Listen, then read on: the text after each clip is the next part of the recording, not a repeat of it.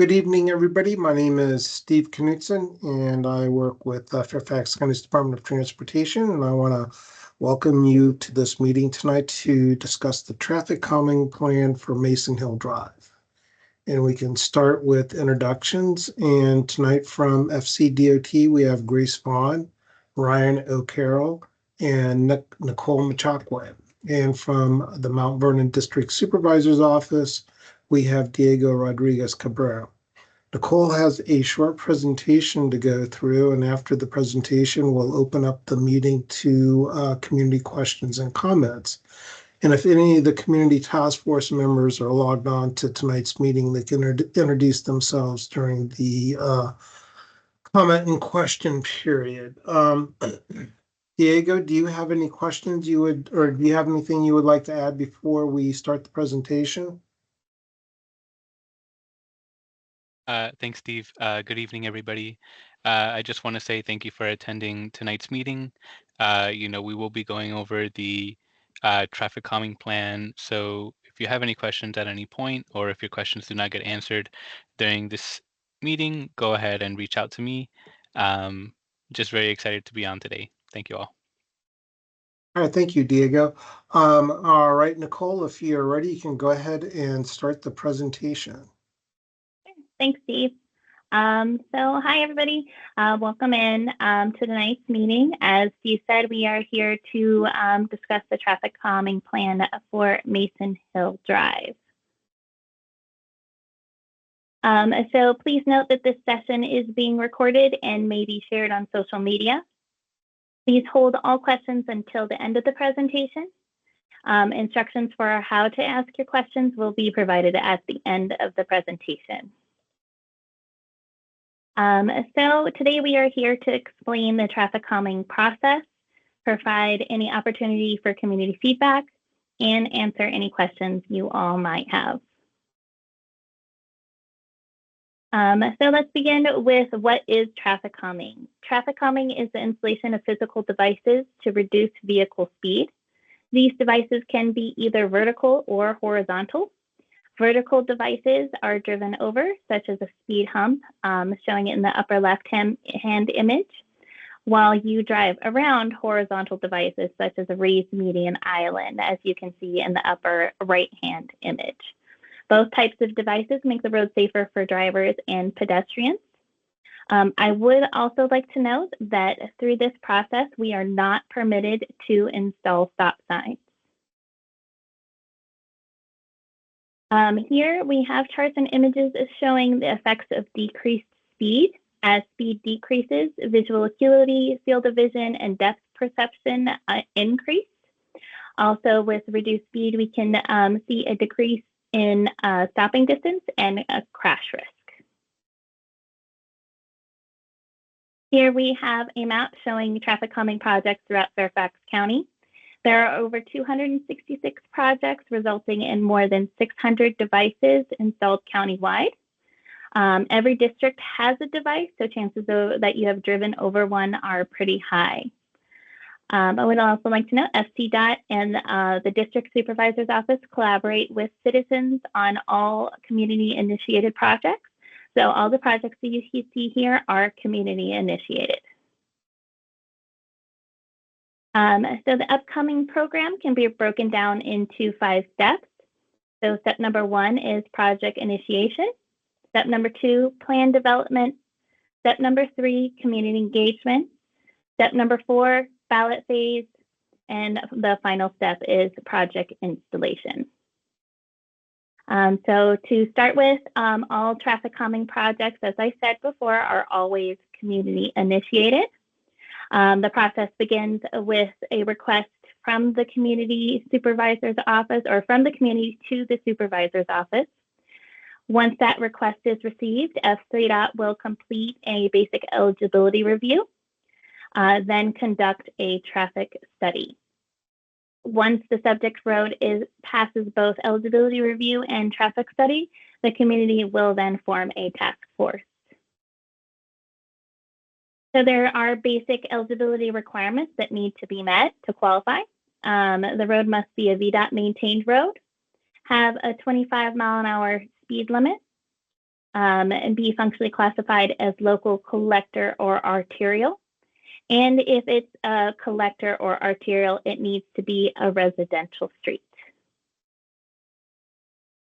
Once passing the basic eligibility requirements, we can move on to conduct a traffic study. For the volume criteria, we need between 500 to 6,000 vehicles in 24 hours, both directions combined. So for Mason Hill Drive, the volume was 1,173. So we met the volume criteria. For the speed criteria, the 85th percentile speed needs to be greater than or equal to 35 miles per hour. So what this means is that 15% of vehicles need to be traveling 35 miles per hour or faster in at least one direction of travel. So the 85th percentile for Mason Hill Drive in the eastbound lane was 40 miles per hour, and in the westbound lane, it was 36 miles per hour. So we met the speed criteria as well. So at this point, we can move to plan development, which is the second step. First, FCDOT will conduct a site visit in the field in order to develop a draft plan. Once that draft plan is developed, FCDOT will meet with the task force to obtain feedback and amend the plan if necessary.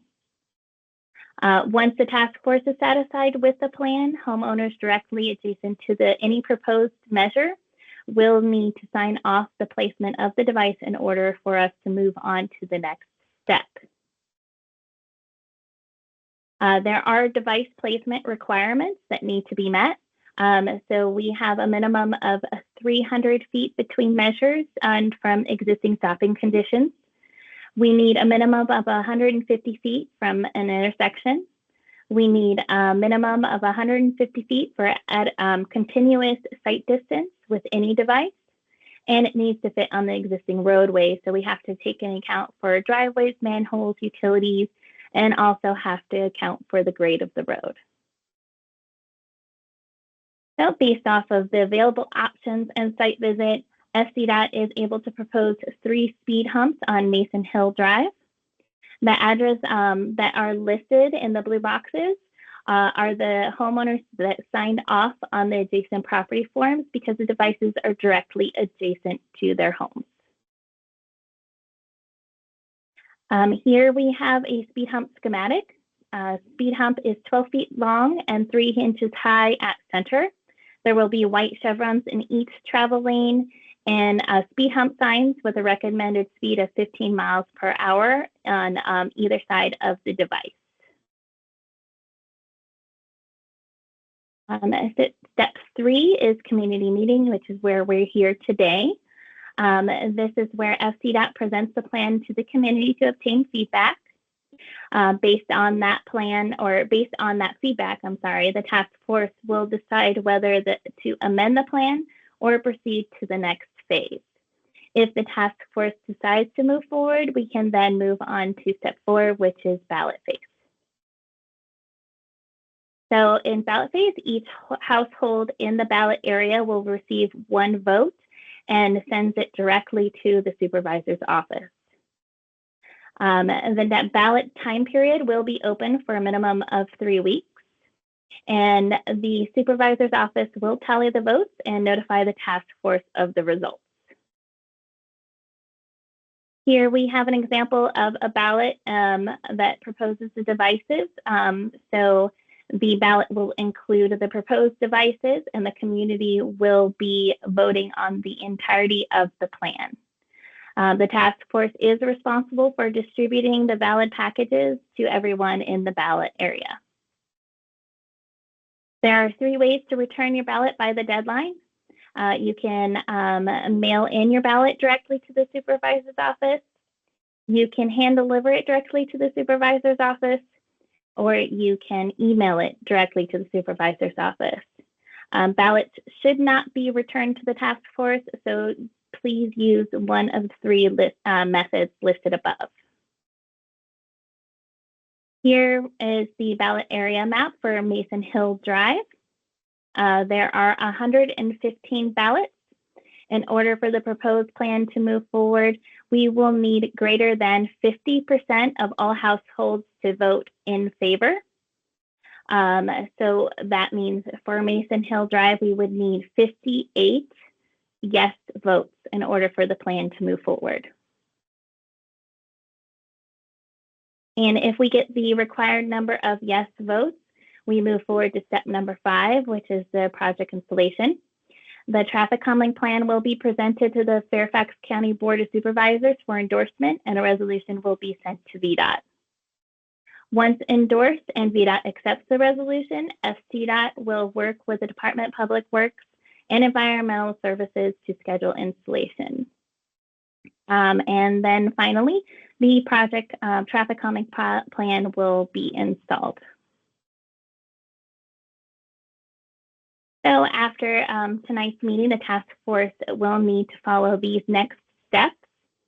So 1, the task force determines and notifies Fairfax County if they would like to move forward with the plan that was presented this evening at the community meeting. Number 2, the task force and supervisor's office will decide and notify FCDOT if the ballots in the ballot area are to be distributed to homeowners or occupants. Step number 3 are for the task force will receive the ballot cover letter and will complete the form as directed by FCDOT. Step number 4, task force sends the completed ballot cover letter to FCDOT for approval. Once approved, they will receive a verified ballot package. And step number 5, the final step will be the task force will need to print and distribute all the ballots to the ballot. Distribute the ballots to all homes in the ballot area. So this concludes the presentation for now. We can move on to the questions and answers session. So in order to ask your question, you have 2 methods that you can use, either chat or speak. Once the chat item is activated on Teams, you can use it by typing in your question. And if you want to speak, please click the raise hand icon so that a notification to allow your mic will be sent to you. And if you are on the phone, please push *5 to raise your hand. And when it is your turn, the host will call on you to ask your question. You need to push *6 to unmute. And after you're finished, please push *5 to unraise your hand at the end. Okay, thank you very much. Okay, thank you, Nicole. I see the first hand from Amanda. Amanda, I'm going to send you a request to unmute your mic. That should be coming your way.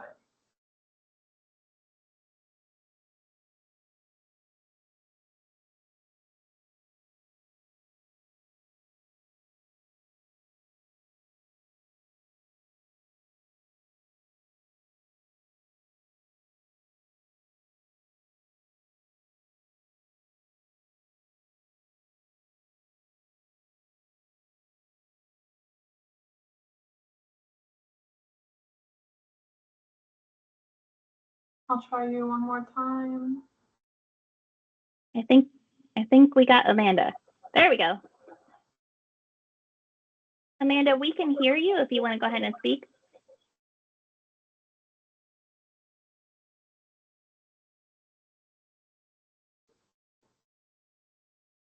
And Amanda, if you're not able to speak, there we go. Go ahead. Sorry, I'm sorry. I spent all day on Zoom. You'd think that I would have figured this out by now. So hi, my name is Amanda Branting-Tenley. I am here as a representative for my mother who lives on Mason Hill Drive. She's not able to attend the call, so she asked me to attend and ask questions on her behalf. So I wanted to just clarify some information and then ask a question. My understanding is that after the study on the speed was done, there were 6 speed humps that were approved. And in addition to our 2 stop signs that are already on Mason Hill Drive, And my understanding is that there are now only 3 speed humps being proposed because the 3 other homeowners that had to sign off on the speed humps declined to have those adjacent to their property. Is that correct? Yeah, I believe so. So we did have multiple devices that we weren't able to move forward with. Okay. And so my question is how the 2 speed bumps between 1904 and 1905, Mason Hill, and 1913, and the church, those 2 are fairly close to the top of the hill, where presumably the speed is slowest. And I would imagine, although the study could confirm this, that the speeding tends to happen at the bottom of the hill when people are on a decline, not on an incline. And so my question is, are these just the leftover speed bumps from the 6? And is there a strategic purpose as to why these speed bumps are located in these locations? And I have a follow-up question to understand if these 2 speed bumps at the top of the hill, like why are those at the top of the hill? And also why are they so close together? And how will that impact lowering speed? So obviously there's a hill going down to Windmill. So we can start with the fact that, we need to be 300 feet away from a stop sign or 150 feet away from an intersection. So we needed a certain setback distance away from Windmill. And then as we come down up Mason Hill away from Windmill, we are starting to go up a fairly significant hill. And it was too steep for us to propose a device in that location. So that kind of pushed us back to that very first location at 1904, 1905 Mason Hill Drive. And then as we went beyond, some of those locations that we were trying to propose were beyond that 1913 Mason Hill Drive and 1909 Windmill Lane. So in a way, we did kind of, default back to the areas that we were able to get sign off on.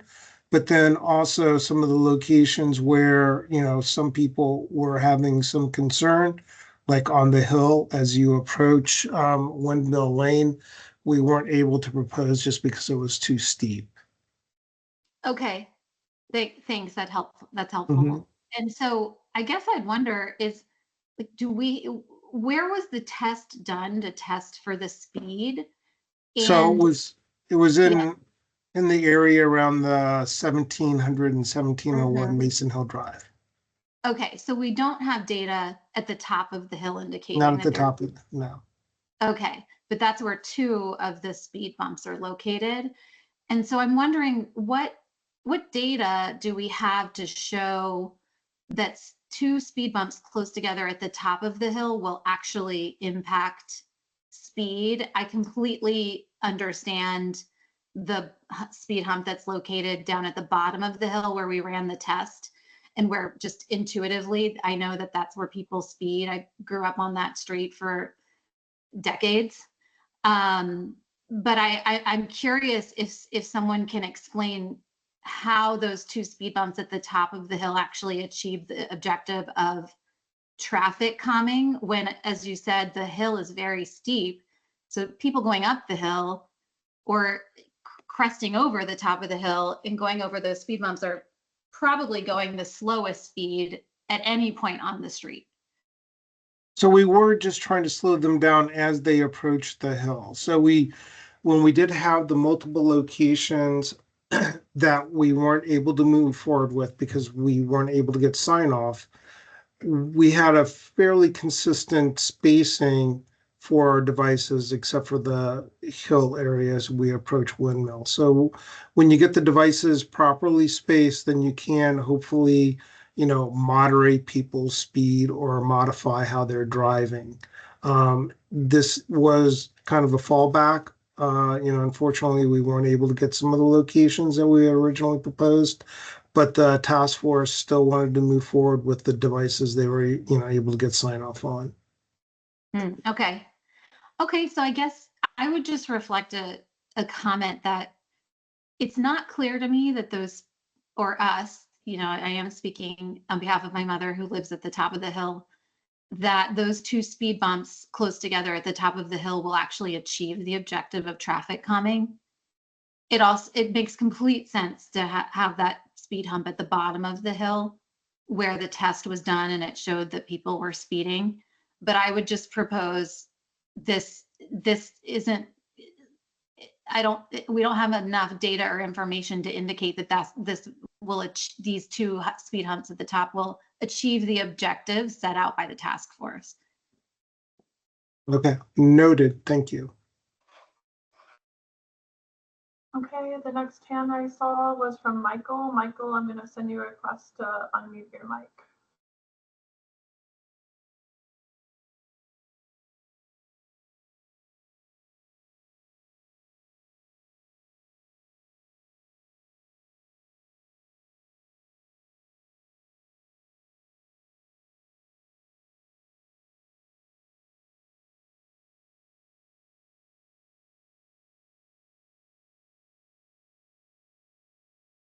And just for those that have your hands raised at the moment, I know the system can be a little laggy, but once Grace calls upon you and she sends you that allowance to unmute, just make sure that you click allow.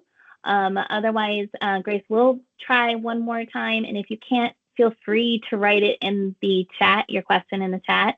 Also, if you have pop-up blockers on your browser and you're using Teams within a browser, I would recommend that you get rid of your pop-up blockers. All right, this is Mike Rio. I'm one of the members of the task force. So let me give you a qualitative comment on the two speed humps. If anybody that walks their dog or travels on Mason Hill Drive going towards Windmill, the greatest speed is from that speed hump closest to Windmill, that's to the left or left side, down to the corner. That's where the speed picks up the most. Most people don't do a real stop at the stop sign, so it does slow down, but the speed from that middle speed hump, if you will, down a Windmill Lane is pretty atrocious. So it's our opinion of the task force that will help slow it down a little bit. We tried to move it closer, but it didn't work. But anyway, that aside, I have a question. We have a home within the map that you put up that's under construction. And that's one of the homes that we have to send a ballot to. So the only thing we can do, along with a couple other homes that have owners that don't live in the state, is mail them the ballot. Is that permissible? Yes, it is permissible. One of the things that you'll need to determine as we move to the ballot phase, if you choose to do that, is if you want to mail or deliver your ballots to the occupant of the property, or if you want to deliver to the property owner.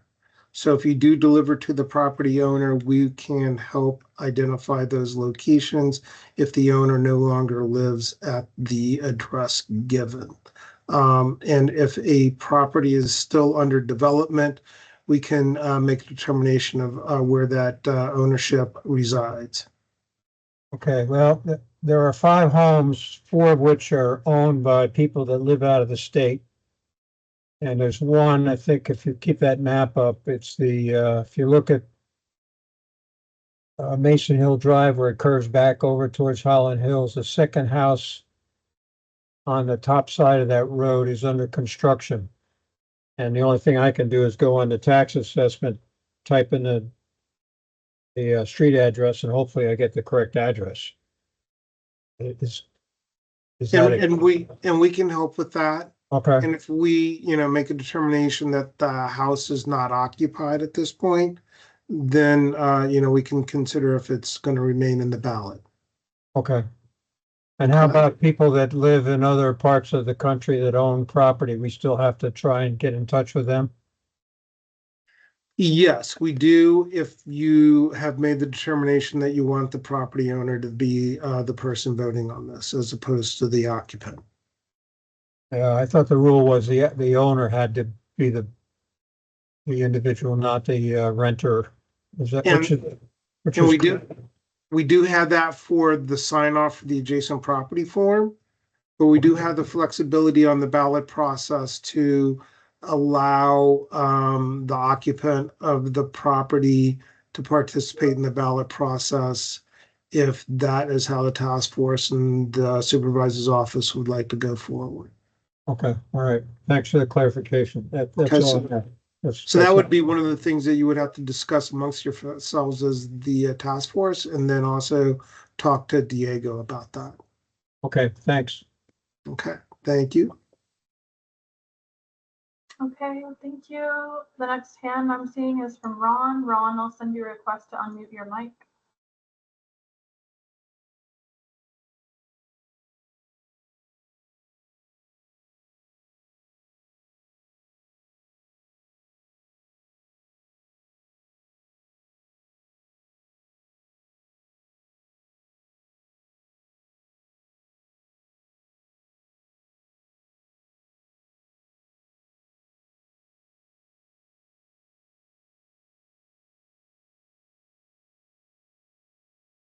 I'll try you one more time. It should be coming your way right now.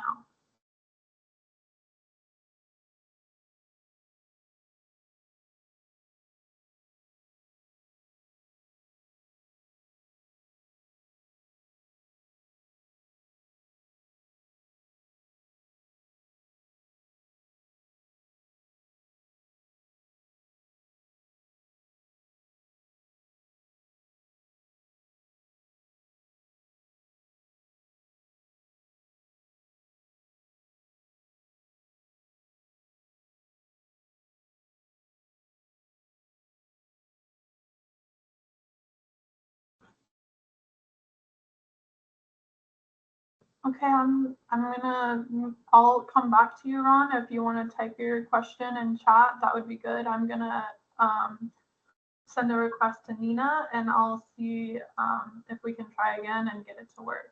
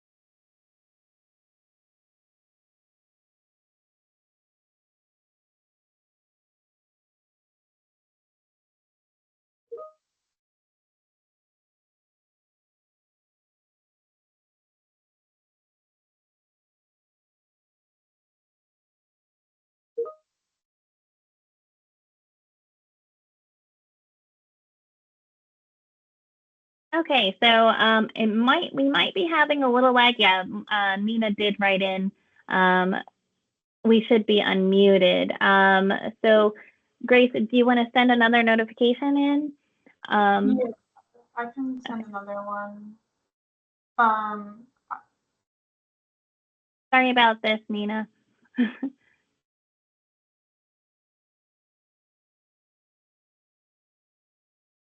And if we're not able to hear Nina, we can go ahead and have her type her question into the chat. I just sent another one, so it should be giving you the option to allow your mic.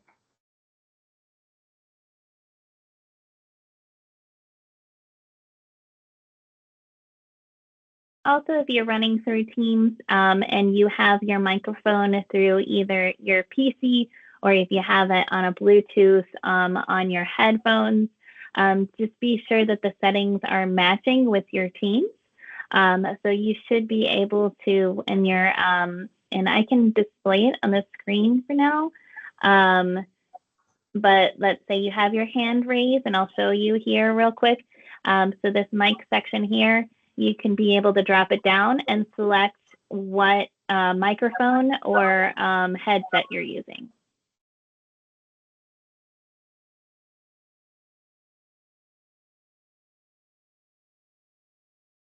It looks like both Ron and Nina were able to type their questions in chat if we want to answer them there, and we can try again in a minute. Ron was asking about wanting to clarify that only the homeowners will be voting, not occupants. So yeah, I mean, that is a discussion that the task force can have with the supervisor's office, and they'll make that determination if they want to have the property owner vote as opposed to the occupant. Yeah, it does sound like there might be a couple of rental properties in the area. Okay, thank you. And Nina wanted to ask, why aren't the Mason Hill homes on Ripon Road included in the voting area? So we do try to determine the use and access to people's houses. So if there are other routes available other than the road that's being considered, then sometimes those parcels will not be included in the ballot area if they do have a viable alternate route other than the road being considered or the road segment being considered.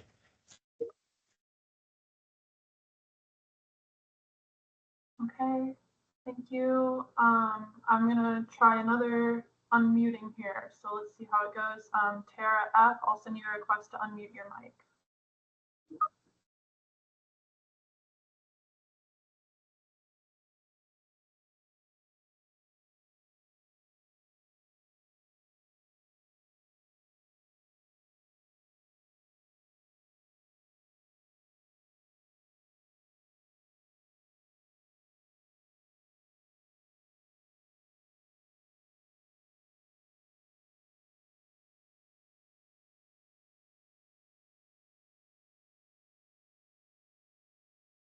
So it does really seem like we're having problems with unmuting and hearing people. Yeah. So we apologize for that.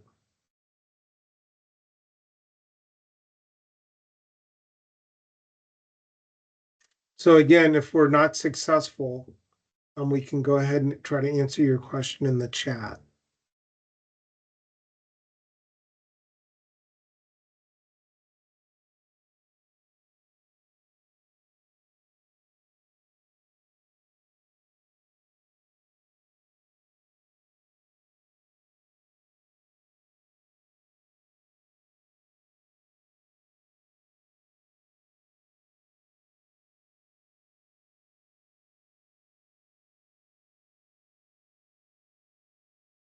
Okay, so I can pitch in.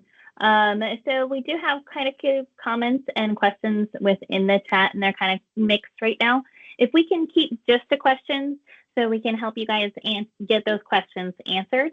But I do see here that there's some kind of still confusion on whether homeowners or occupants should vote. So it's or. So the task force, along with the supervisor's office, decides whether they want only homeowners to vote or only occupants. So by occupants, we mean the people that are physically living at that residence currently. So if you do have a lot of renters in the area, and you think that that would be better suited for your community, you would need to discuss that with the supervisor's office, and then you'll notify us of that decision. FTDOT does not weigh in, so that's only the task force and the supervisor's office that decides that.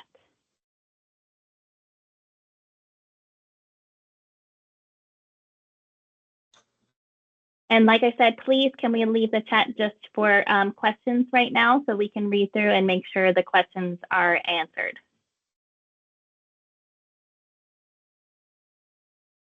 Okay, Grace, do you want to try Tara one more time?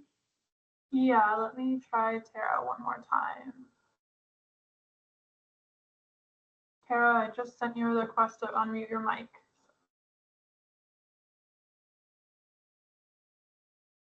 Hi, thank you. Can you hear me? Yes. Yes. Okay, great. Thank you. I am also a member of the task force. I just wanted to thank everybody who came to the meeting throughout the community.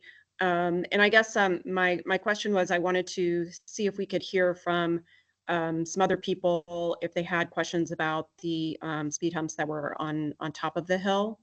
I put a little bit in the chat about some issues that I had there. It's not necessarily a question, but it is that we have an unofficial crosswalk at the top, which can be very hazardous due to the speeds of people rocketing out of the sharp curve and coming up.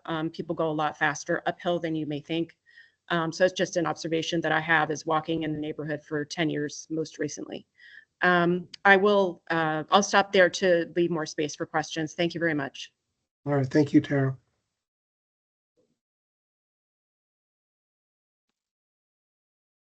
Okay, thank you. We can try another raised hand from Judy. Judy, I'll send you a request to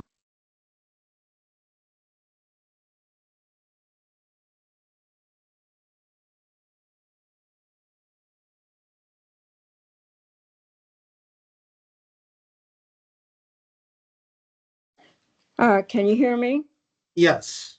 Okay, look, it's taken this long for me to just get in, so I haven't heard what's gone on previously, and I'm sure other people might have had this problem.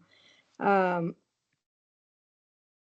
terms of the question, so I don't have questions so much as comments. So you've passed a chart that said the vote only has to be 50 plus one person. That is, virtually half the community can oppose, and it would still pass on a ballot.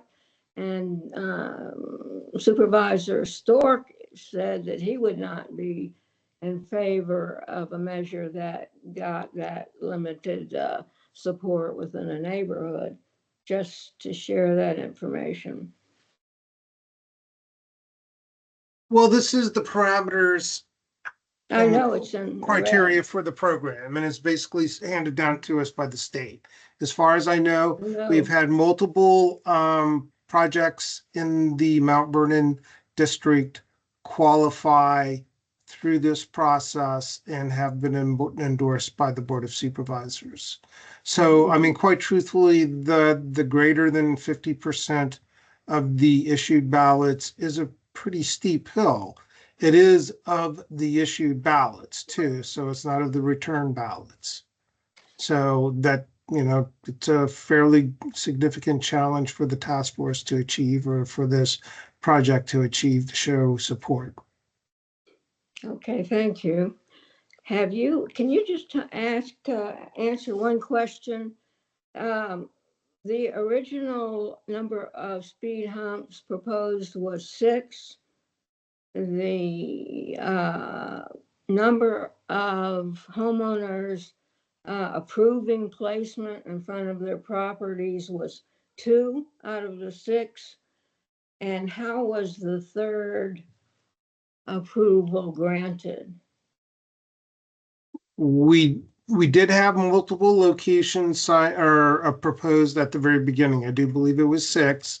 We did get sign off from all of the addresses that are adjacent to these 3 proposed locations. So we did get sign off for all 3 of the locations that we're proposing. Well, if you get a disapproval from a homeowner, can you keep moving the hump until you find an amenable homeowner? We can, if the road configuration will allow it. So sometimes we can do that, and other times we can't. So we did try other locations, throughout Mason Hill during this process. And unfortunately, we weren't able to meet, the parameters that we have for placing a device and still get sign off. So basically, but basically over 60% of your original homeowners disapproved of the speed hump proposal in front of their homes. So we had, I believe, 6 originally planned, and we got 3 of the 6 signed off. So I do believe that about 50% approved. Yeah, I'm not- originally though, your original proposal was for 6 and 2, only 2 approved and 4 refused. And one of the bumps was relocated to a different A homeowner different location. to obtain approval. Correct. So if there is not support for this plan, then that's what we're going to see through the ballot process. Okay, thank you very much for the information. I thank you. Okay, Grace, I'm going to try to pop on and answer some of these questions from the chat. I do have a lot, so please bear with us. We'll try to read through and answer your questions the best we can. Now, I think, Nina, you asked the question, and oh wait, Grace, I'm sorry, you did read that question about Ripon Road, why the Ripon Road was not included. Nina follows up with that, saying that's not my question. We live in Mason Hill, and we aren't included in the ballot. So I see some kind of back and forth on that. So the ballot area is not based off of the HOA lines and or the whole entirety of the community. As Steve mentioned, the ballot area is based off of the subject road, which is being studied. So if you live within the Mason Hill areas, you may not be included because it's not relevant to Mason Hill Drive. You might have other accesses to the greater network system. And so that's why you were not included. And I do see that someone asked if we can consider including Ripon Road in the vote. And that is from Michael Riox. Steve, if you want to. I'm sorry, can you ask answer that that. again? Yeah, so he's just asking if they can request homes on Ripon Road to be included in the vote, in the ballot area. Yeah, I mean, we can take that under consideration. If we do modify the ballot area, then we would need to have another community meeting. If not, then we will just proceed through this process. But we were looking at, access to homes, and if people would be needing to use the portion of Mason Hill Drive that's being considered for the traffic calming measures, and if they did have alternate routes to their homes that weren't a great inconvenience, then that is why they weren't included in the ballot process. Okay, thank you, Steve. And then we have a question from Crystal Martin. She says, my understanding is that the Mason Hill Task Force is made up of barely 10% of the total neighbors. Given that small representation, what steps will the task force take to determine whether or not it makes sense to move forward to the next phase? Given the less than half of the original speed bumps were approved, it seems if the support for this is already low. Right, so they can reach out to their community before they make this determination, or if they feel that, that they have some support for this, they can go ahead and go forward. The ballot process is a challenge. So it would, behoove the task force to, consider what they're, proposing, who they're, wanting to incorporate and gain support from, and how best to move forward. So they can, use whatever mechanisms they have available to reach out to their community and, get a general consensus before they make a determination. Okay, thanks, Steve. And then we have one more that I'm going to ask, and then we can move on to, answering everybody that has their hands raised. So Elizabeth says, for the voting process, do only homeowners on Mason Hill Drive need to vote within the entire community? I'm sorry, can you ask that again? I'm not positive. Oh, you're fine. For the voting process, do homeowners on Mason Hill Drive need to vote or within the entire community? So I'm thinking that she's asking if the entire Mason Hill community votes or if it's just off of Mason Hill Drive. So it is the area that we've shown on the map. It's the shaded parcels in the yellowish orange color, which is about 115 parcels, which are the parcels that are immediately adjacent to the roadway or have their only access off of Mason Hill Drive. Okay, perfect. Thank you. And I did see Tara, you did respond to her, and thank you for doing that. But I'll read the question, so just in case if other people are thinking it too. So also if she has a follow-up, also if votes fail, what is the process from there? Does the entire proposal fail, or is there a process to reinitiate the vote? So that would have a 2-year wait period for the road to re-enter into the program. So it would have to start back over again. And we do have a 2-year wait period before that happens. Okay, thank you, Steve. I see Amanda, your hand is up. I'm going to send you a request to unmute your mic.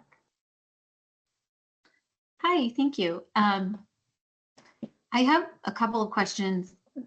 Do you mind on the hill there, when it snows, it's a challenging hill to drive on. And I'm just curious if someone could share what a speed hump means to residents who are driving on Mason Hill in the snow. And then also what type of signage will be required if we install the speed humps? So are there going to be signs on each side of the speed hump? I'm just more trying to get an understanding of impacts to the neighborhood. Okay, Amanda, are you able to see the presentation?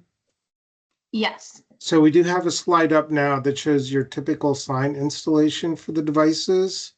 So it's going to have a sign on both sides of the road facing in the direction of the traffic that's coming up to the device.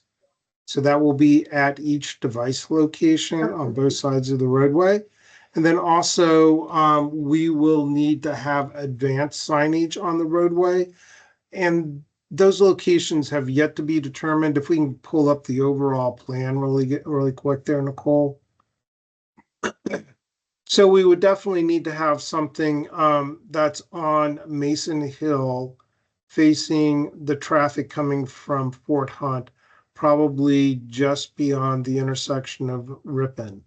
And then on the other side, we would need to have a sign probably somewhere between White Oaks Drive intersection and that first device, saying that there are devices ahead. So it'll say speed humps ahead. So we'll have at a minimum, 2 advanced signs indicating that there are devices ahead, and probably 1 or 2 more at a midpoint around the intersection of Windmill Lane and Mason Hill, facing in both directions. So by VDOT standards, we do have to abide by the MUTCD code, which means the sign placement code. So we have to place them a certain distance between the devices, warning the drivers that they are going to be crossing over speed humps.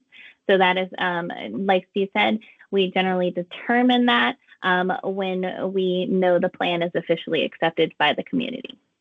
Got it. Okay, that's very helpful. And so it sounds like we will have, Steve, if I was counting correctly, 10 new signs on the hill associated with 3 speed bumps. So 2 for each bump and then 4 additional around, just giving people a heads up that those speed bumps are there. Is that a minimum of 8 and most likely 10? So, okay, so 10 additional signs on the hill. Do you require the residents who will have signs by their house, but not a speed hump to approve of that if it's adjacent to their property? No, that would be like a curve ahead warning sign or a speed limit sign where the request to place it in the right of way adjacent to somebody's property is not required. Okay, so somebody could feasibly have a sign adjacent to their home and not have approved that. Is that right? Correct. Okay. And we do try to be, aware when we're placing the signs, if we're like putting it right out of somebody's front door or something like that. So we do try to place it on, lot lines if possible. Okay. There is a sign at the top of the hill about the speed limit, and I'm just wondering, would there be a review of other signs that already exist so that, we don't have signs at every driveway, for example, that the only signs that are available are required? So the We have- MUCDC code, yeah, the codes that we have to be a certain distance between existing signs. So like as regulatory signs, like a speed limit sign, we have to be a certain distance. So if there is any conflict between the signs that are going in, sometimes we do relocate the existing signs in order to fit the signs that have to be directly at the device or within VDOT's restrictions or regulations. So please keep in mind, this is a VDOT maintained and owned road. So we do have to abide by their codes and their standards based off of the signs.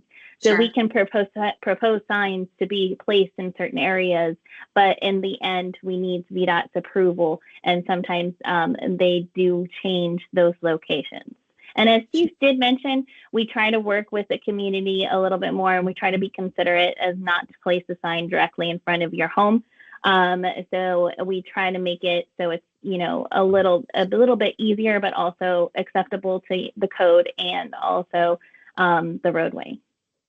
Sure. Okay, thank you. That's helpful because I just wanted to understand the impact of all the signs on the community because that is also an impact. And then I did ask a question about how this impacts snow travel on a really steep hill.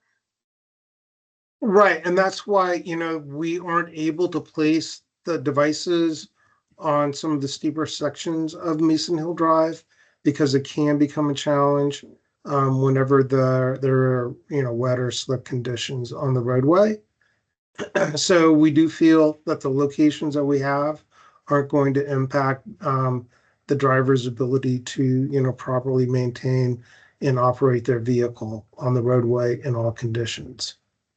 Okay, I'll just register a comment then. Having traveled this hill many times in the snow, I'm trying to imagine myself driving from the stop sign on Windmill and Mason Hill and gathering steam and speed to get up the hill in the snow and then having to go over a speed bump on the incline.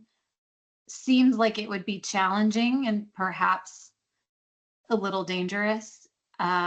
So I just want to register that comment in case other residents have that concern. We've seen many cars, slip and slide down the hill. Okay. All right. Yeah. I mean, we verified the locations that we have, and we can basically place a device on the roadway up to about 8% grade. We generally don't like to put it on, that level, but I think the area that we do have it on is around 6% or a little bit less. Okay. Thank you, Steve. All right. Thank you.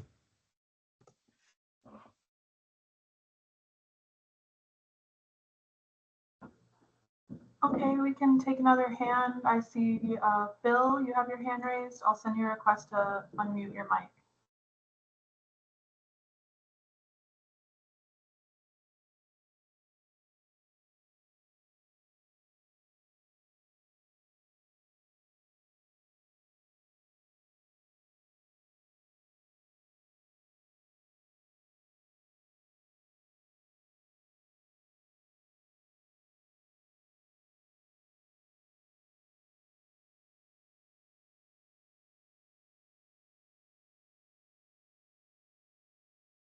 Phil, I'll try you one more time. It's just sent your way.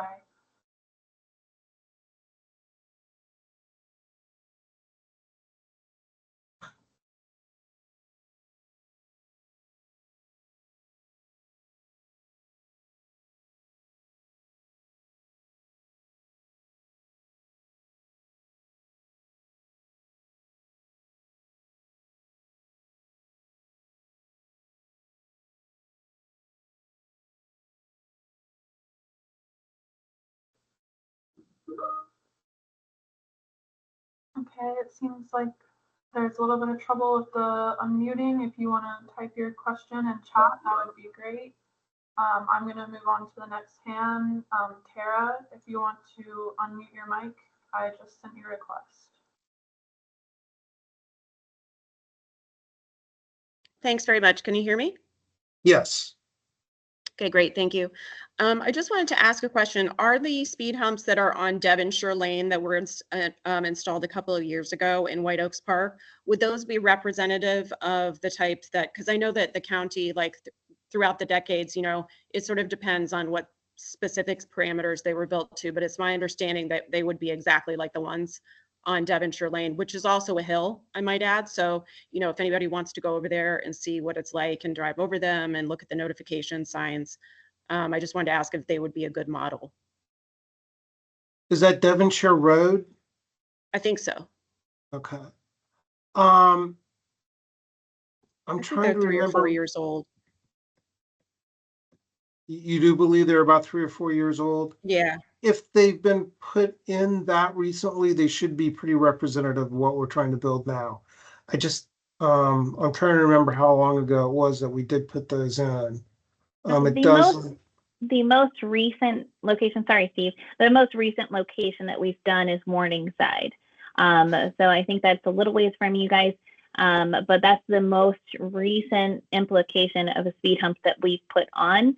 It's just we don't have them on. I don't think we have it directly on a hill, kind of like, but I could be wrong. I'm trying to remember if we do or not. But the Morningside Drive is the between Fort Hunt and Georgetown Parkway George Washington Parkway is the most recent that we have in that area.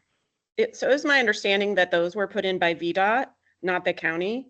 And, you know, I could be wrong about that, but Devonshire definitely went up after the Morningside ones. But I did want to say also the previous engineer that we worked with 10 years ago said that the snowplow has no problem going over speed humps whatsoever. Just wanted to confirm that as well. To get back, yes, I mean, I think Devonshire was put in while we were doing after VDOT quit doing the installations. So once the county started contracting the work out, I do believe Devonshire was put in. So it should be fairly representative of what we have. Same with Morningside. The Morningside was a location we revisited, and we did redo some device locations there.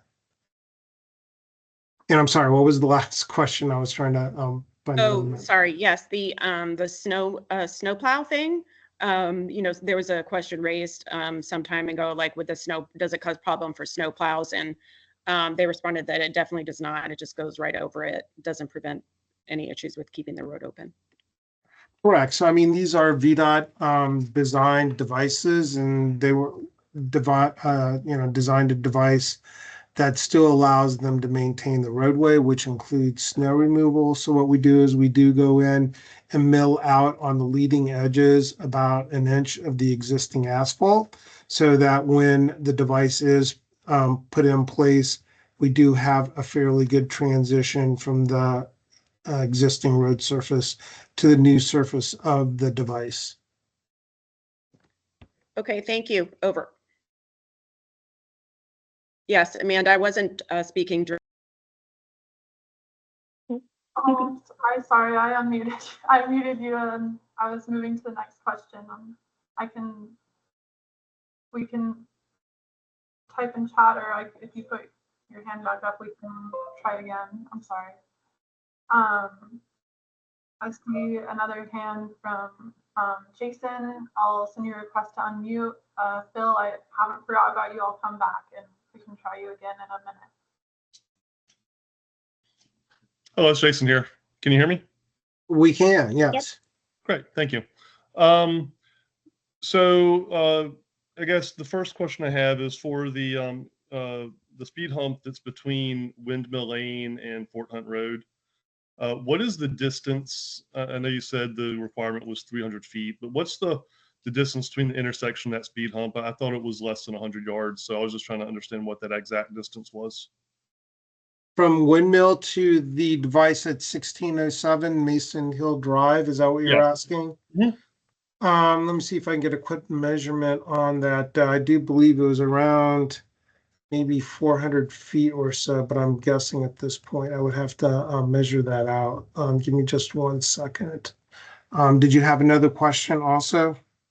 Yeah, sure. While you're looking that up, you might have mentioned this. I missed it if you did, but I think there was a proposal a number of years ago for speed humps on the same stretch of road. What's the time between kind of studies and proposals and things like that? Because obviously it was voted down back then. What's the kind of the time frame before you can reset? Obviously, I'm assuming it's valid here, but just curious. Steve, I We can have a answer that two- if you'd like. We have a 2-year wait period for that, so obviously it's past that. And the distance was just a little under 400 feet to that proposed device location in Windmill Lane. Okay, and that was, I think, one of the other folks asked about it earlier. That is a new location from the original 2 that were proposed on the downside of Mason Hill, correct? Correct. Okay, so two were not approved, and then this third one was popped signed up up, as yes. a new choice. Okay, if speed humps are put in, what is I guess before that question, for areas and locations that you have put in speed humps, do you have data for showing what the actual new speeds are in those locations? I know there's a lot of studies and data nationally that show that there is some speed reduction right around the speed hump, but in the long run, the actual speeds really aren't curbed. So do you have any data on any recent installations to show what the actual results have been from those speed studies? I mean, we do have some comparisons, some follow-up studies that we've done that are showing a fairly consistent reduction in speed. A lot of it does depend on the plan that you're proposing and the device locations, and also the speeds that were occurring beforehand. So we generally don't anticipate to get that operating speed down to the posted speed limit, but what we're hoping is that it won't requalify for the program after the devices are put in place. Okay, so you don't think it'll get down to the speed limit by putting the speed humps in? Is that what you said? Correct, but we're hoping that it won't qualify for the program anymore. Okay. And then if speed humps are installed, what is community action to remove those in the future? Is there, something to appeal a bad decision like that, or is it something that, what type of time frame has to occur, and what's the process to remove speed humps? It's the same 2-year time frame before we can go in and modify what's been put in place. That includes removal.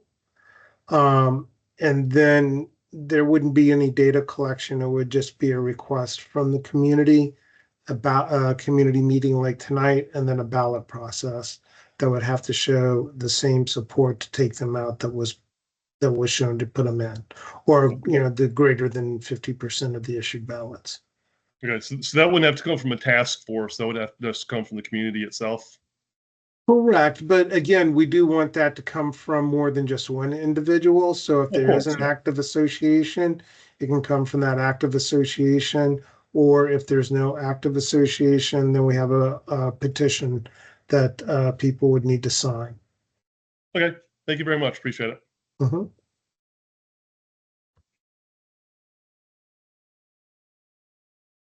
Okay, I'm gonna try you again, Phil. I'll send you a request to unmute your mic.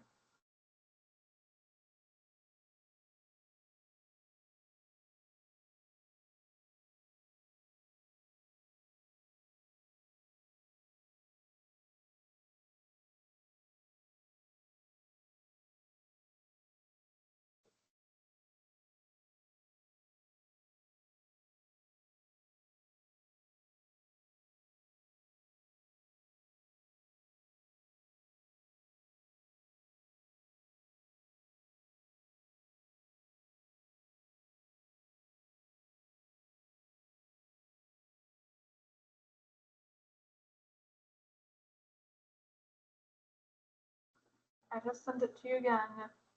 If it's not working, hopefully you can type your question in chat and we can answer it that way. But it should be showing up.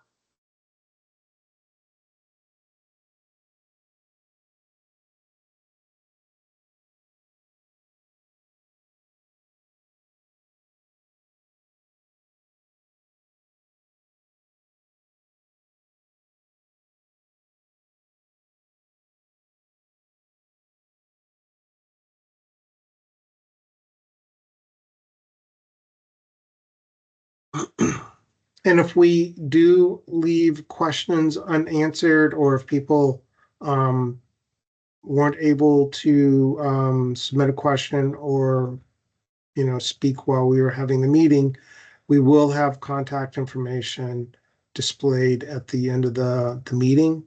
And you can contact either Fairfax County Department of Transportation or the Mount Vernon District Supervisor's Office and speak to somebody that can answer some questions about this meeting and the process. And we have sent to Diego the slides for tonight's meeting, so he should be able to distribute those to anybody that requests that slide deck. And also, for those that are joined on late, we did record this meeting and we should have it available to the community fairly soon. And we will let Diego know at the supervisor's office and send that to him once we have it available. If you registered for this meeting, we will also send you the meeting recording through Teams. So if we do send it through a Teams, Teams will send you an email of that recording so you can view it. So if you have any questions or want to review the plan or want to review the meeting of discussion, we will have that recording available. So we do have written in several questions here still, and I believe we're about the ballot area. So for those that have joined in late, as Christy says, can you describe the ballot area? So we do have the ballot area up right now. I'm not positive I can give a verbal description of it, but it does run basically the length of Mason Hill Drive. And let me see if I can pull it up. I can't quite read that.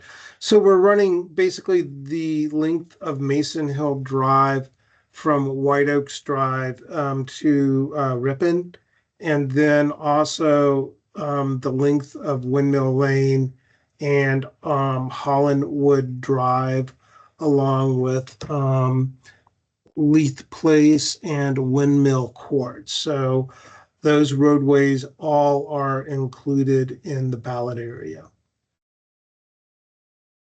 Okay, and she is just describing because she takes her children to the elementary school and she has to drive on Mason Hill multiple times a day. So I believe she might be asking also why this area was chosen over the community. And yes, you did miss that conversation, but we can answer that again. So we are just balloting the homes that have to use Mason Hill Drive or the portion of Mason Hill Drive that we're working on to access their homes, or if they live on a street that has no other access. So if we did find locations that have viable or reasonable alternate routes, then those locations were possibly considered for not being included in the ballot process. Okay, and then we have another written question here from Amanda.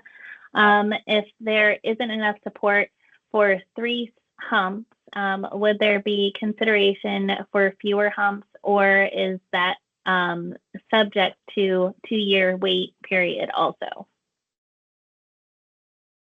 Well, I mean, the task force could make the determination before they go to the ballot that they want to reduce the amount of devices that's being considered or put before the community and being considered for the ballot process.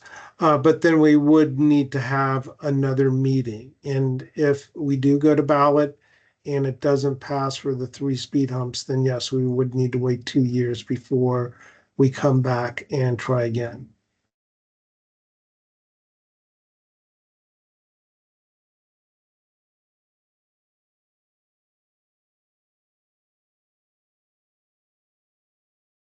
Okay, so I believe that answers all the questions in chat. Grace, I don't know if you want to send Phil another request to see if it works. 3rd time's the charm. Yeah. And then we'll just leave the chat open for more questions to come in. Phil, I just sent you one more request, so hopefully this one comes your way. Oh, Jason says that Phil said his questions were answered. His question has been answered? Okay. Great. Okay, awesome. I think I cut off Tara. If you needed another question, I can, if you raise your hand, I can unmute you, but if we got everything, then that's all right too.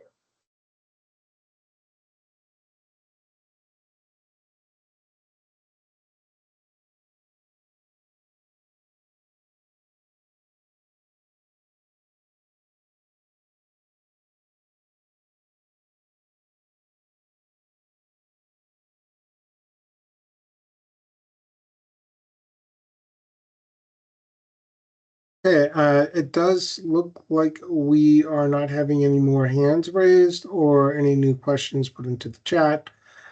So we'll probably leave the meeting open for another minute or two, but we do have up on the screen the contact information for Fairfax County Department of Transportation.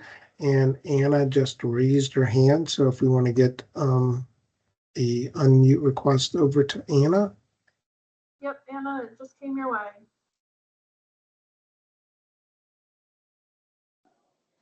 Can you hear me? We can, yes. Okay. Basically, I don't have any questions. I just have one comment.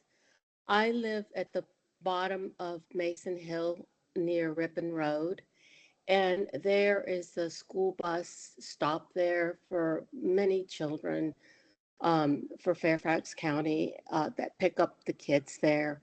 My concern is the danger of the children there.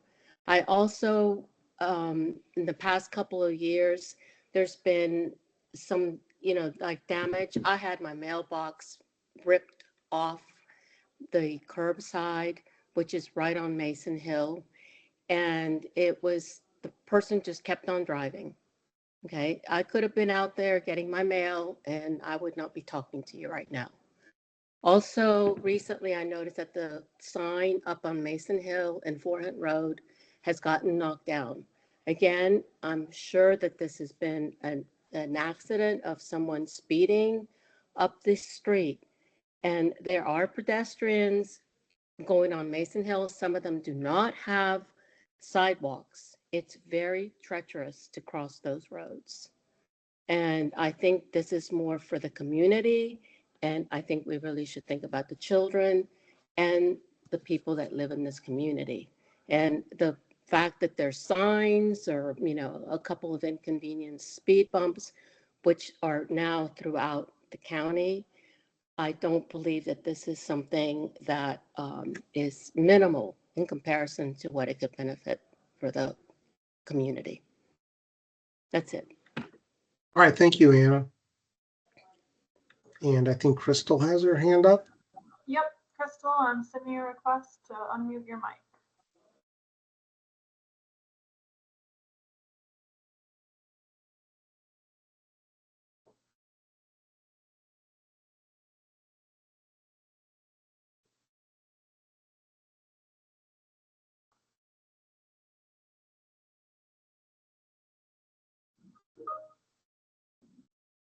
All right, Crystal, I see you say it's not working. Let me send you another one. Should be coming your way. And Nicole, do you want to go back to the contact page? Sure.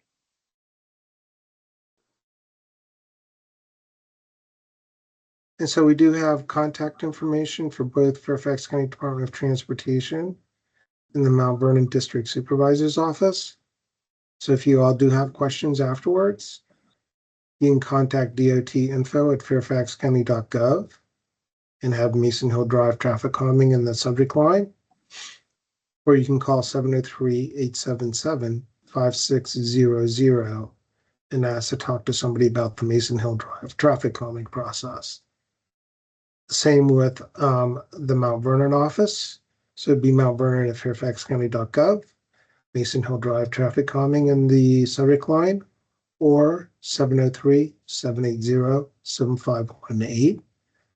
I also believe that Diego put into the chat his work email address, and you can contact Diego directly, and he should be able to help get any questions answered. And Crystal, if we're not able to unmute, do you want to put your question in the chat? And it looks like it's there. Yep. So